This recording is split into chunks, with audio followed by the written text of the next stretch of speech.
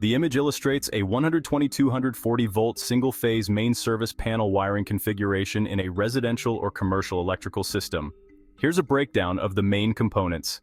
Service entrance conductors, line 1 and line 2. These conductors carry the 120-volt or 240-volt supply into the main circuit breakers, which provide protection for the incoming electrical power. Main circuit breakers. These breakers connect to both line 1, which is black, and line 2, which is red, distributing power to the main bus bars. Neutral bus bar. This bus bar is connected to the neutral line and is tied to the ground for safety.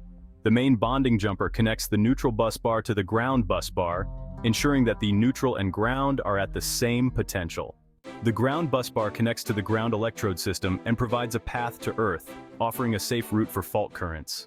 The grounding electrode system is connected to the earth to safely dissipate any excess electricity, such as from lightning or other surges, reducing the risk of electrical shock. Branch circuits. These circuits branch out from the main panel to deliver 120 volts or 240 volts to utilization equipment, like appliances and outlets.